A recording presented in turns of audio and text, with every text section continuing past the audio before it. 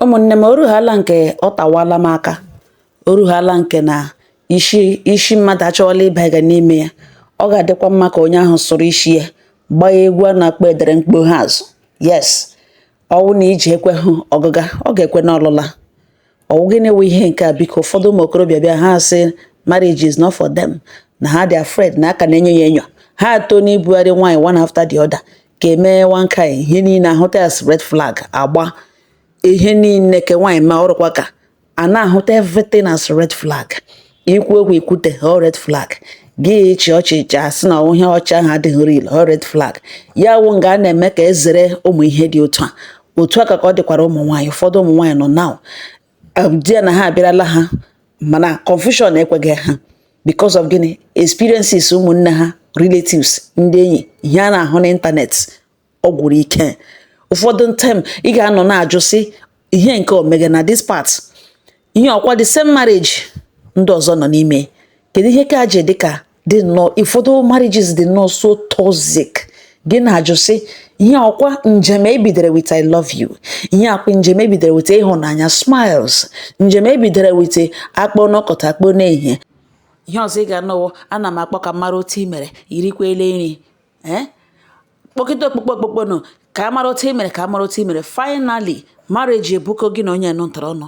Ị nidizi ihe ikpe mara ma ọ nọ kpara mara otu o mega ebe ọ nọ. Gịnị ya abụọ bizi n'ụlọ ịhụga ya anya, ịtụtụrụzie gị laa ya ji mmiri, ịtụtụrụzie gị gbuo ya bizaghara, gị tụtụrụzie gị kọjaa ya ọnụ.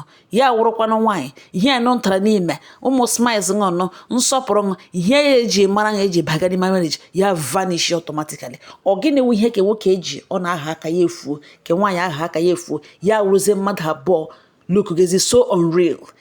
Onye ọbụla na-ahụzi ihe a na-ahụhụ kwere. Ọ gịnị wụ this problem? Mmadụ bụ ya hide onwe ọ bazie n'ime marriage ya ejiwe onwe. Ị ga-ahụ nwa agbọghọbịa na agwa ọma once alụrụ ya kwa ụgwọ isi ya wụ tigress. Ị ga-ahụ nwoke ya eme ka ke nwaanyị ahụ wụ all and all once ọ batara n'ime marriage ya wụ kpamkpara. Arịrị nwa ugwu arịrị nwa egbe ekwe ya ka n'ọnụ ya sị eriri egwuzo eriri ọgbara. Polygamous in nature. Ihe niile abụọ ashiwazie. Why must it be like that? Why must it be so? Lewetele na ihe n'ugboene biko ụmụnne m, ledele na mmadụ abụọ n'ugboene. Ihe ewu di na nwaanyị ji ụmụ ke nwaanyị gaa na akpa di ga were 5,000 naira ọgwa hụ di ya.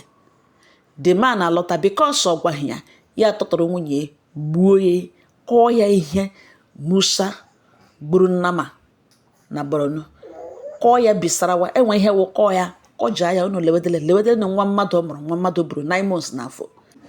Azụrụ ya azụ ọwa ọlụlụ ka alụrụ ya. Alụrụ ya ka enwee ikwu na ibe, ka enwee extended family, ka enwee ngalaba, ka nwatakịrị bịakwana mụọkwana ụmụaka mmadụ ga-agba bịakwa bịa lụrụ echi. Ka di na nwaanyị sị na ha nwere nwa, ị gaghị eji nwa nwanne gị nwaanyị mere nwa. Ị gakwana kpe nwanne gị alakpe. Ị ga-aga n'obodo ọzọ, gaa na famili ọzọ, gaa lụrụ nwa ha ebe ahụ bịa were ya mere nwunye. Ya wuo nne ụmụ gị, ya were ṅụ mere di gị wuo nne nna ụmụ ya. Ọ na-abụ achịkọ aka ọnụ build family. Mana abịazịa na-emezi ya dị ka gara aga kpero Nnama a na-abịa islaughter at will.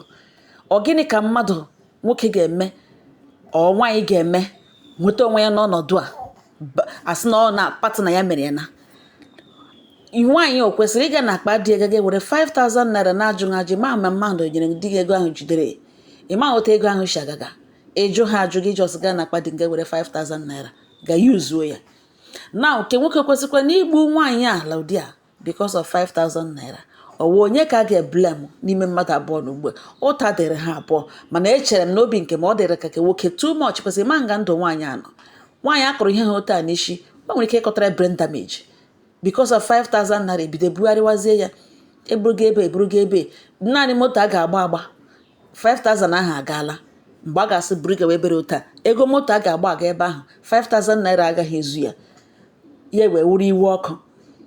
Ọ gịnị ọfụ ọṅụ too much gị sendere ndị nwe si na onwe right ga na akpa nga were ego n'ọma hụ ihe ego ahụ gaga na onye return ego ahụ ha dụọ ya ọdụ.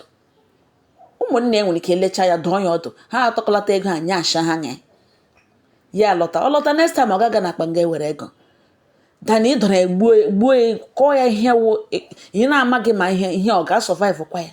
Lewetele na anya mmadụ nwa mmadụ o nwekwara ihe a ga-eme nnọọ asị ka eso ihe a n'usoro kwesịrị nke ọ ga-awụ ntị nụ ya ekwere n'ogige ihe a ọ dịghị too much ọ gịnị bụ ihe nke a biko nụnụ ọ bụ onye ka ga-eblem n'ọnọdụ a onye ka ga-eblem n'ọnọdụ a now